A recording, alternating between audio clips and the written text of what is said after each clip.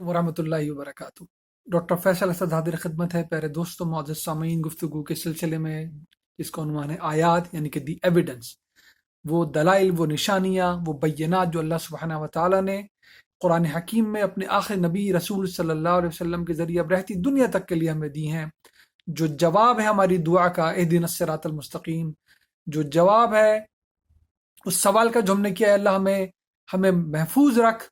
किस तरह महफूज रह सकते हैं कि हम तेरे गज़ब का शिकार ना हो, किस तरह महफूज रह सकते हैं कि हम भटक ना जाएं किसी गलत रास्ते पे चल के।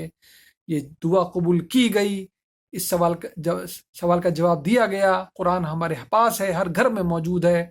अभी हमारी जिम्मेदारी कि हम इससे वाबस्ता हों और अपनी आगे वाली नस्ल को इससे वाबस्ता कर सकें। ये हमारी बहुत बड़ी कामयाबी होगी इस दुनिया में भी, और इंशाअल्लाह उस दुनिया में भी जो हमेशा रहने वाली है, जहाँ की हर बेहतरीन नेमत हमारी मुंतज़िर है। जो आयत आपके सामने रख रहा हूँ वो सूरह क़सस की 28वें नंबर की सूरह है कुरान की, और उसकी आयत 44 से 47 बनती है। कुरान मैंने आपसे पहले भी अर्ज किया है, इससे पहले कि हमें इल्म दे, वो करता क्या है? वो इल्म की हर सतह को मुतमईन करता है। जो दलाइल देता है वो दलाइल देता है हमें जो मुहकम दलाइल हों, जो इल्म की दुनिया में साबित खड़े रहने वाले दलाइल हों। 14 सदियां अपने ऊपर गुजार चुकी है, किताब रहती दुनिया तक के लिए है। हिस्सी दलाइल देगा, अकली दलाइल देगा, ये मुसल्लमा तारीख के दलाइल देगा। जब हमारे नबी सल्लल्लाहु अलैहि वसल्लम मुखातिब हुए अपनी मक्की ज़िंदगी में, पहले मुखातबीन उनके बने कुरैश, इब्राहीम अलैहिस्सलाम की औलाद हैं, दीन का हुलिया बिगाड़ चुके हैं, सदियां गुजर गई हैं, कोई नबी कोई रसूल इनकी तरफ नहीं आया है। पहले पहले इनको दावत दी गई, फिर ज़्यादा दूर नहीं, कुछ ही सैकड़ों मील के फासले पर इनसे अहले किताब भी बसते थे। जब ये दावत वहां तक पहुंची तो उन्होंने क्या किया, मक्की ज़िंदगी में ही इन्होंने तरह तरह की बातें आके, इस तरह तरह के सवाल इनको देने शुरू कर दिए कि तुम अपने नबी को इस तरह चेक करो, ये शख्स झूठा है, नाउजुबिल्लाह, ये झूठे दावे करता है खुदा न खास्ता, और ये नबी नहीं है। वो तरह तरह की पट्टियां इनको पढ़ाने लगे, और बदले में कुरान दिया जा रहा है, बदले में वही के जरिए नबी सल्लल्लाहु अलैहि वसल्लम को सवालात के जवाब दिए जा रहे हैं, कुरान का मैसेज दिया जा रहा है वही के जरिए। ये ज़हन में रखिए, हमारे नबी सल्लल्लाहु अलैहि वसल्लम, पिछले प्रोग्राम में हमने बात की थी, 40 साल गुजार चुके हैं इस कौम में, कभी उन्होंने कोई कलाम पेश नहीं किया इस तरह का, कभी उन्होंने इस तरह की कोई बात नहीं की।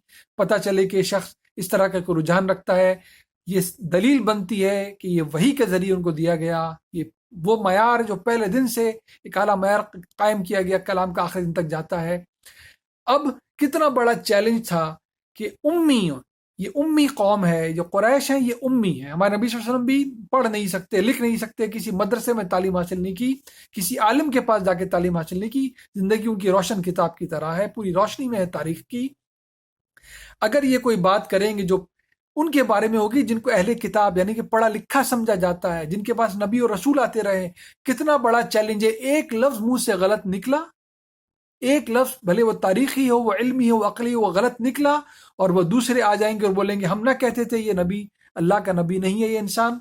वो आके बिल्कुल ऐलान कर देंगे देखो हमने इसकी गलती पकड़ ली है। ये उस जमाने में कितना बड़ा चैलेंज था, और आज तक ये चैलेंज 14 सदियां गुजार चुका, क्या शानदार तरीके से पूरा हो रहा है।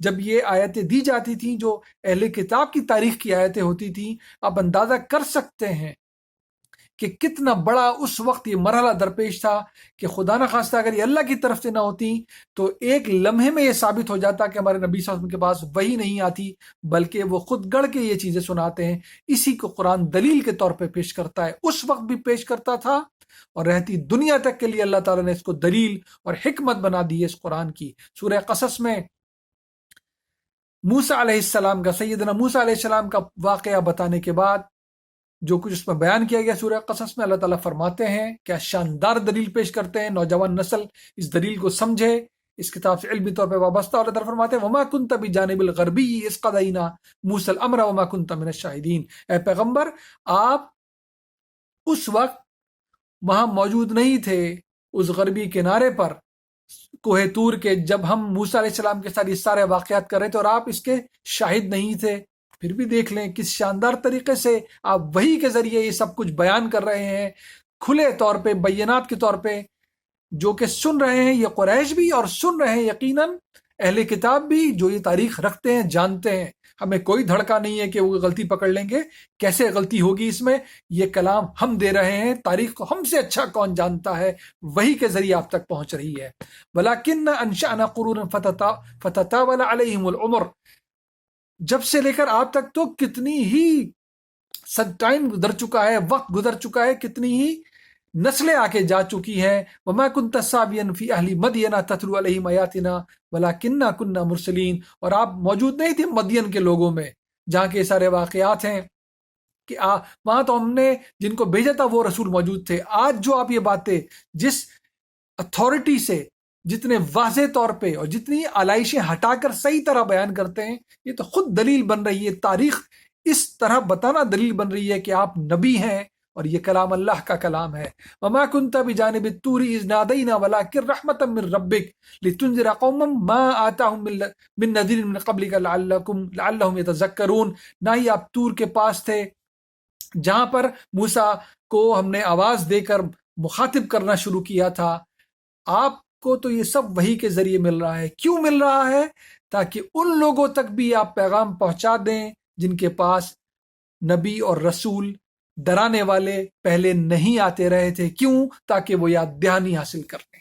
کیا دلائل دی ہے اللہ سبحانہ و تعالیٰ نے، کیا مسلمہ تاریخ کو بیان کیا ہے بغیر کسی رتی برابر شائبے کے کہ کوئی دوسرا اس میں غلطی پکڑ لے گا. اس وقت کے لوگ بھی ششدر رہ گئے.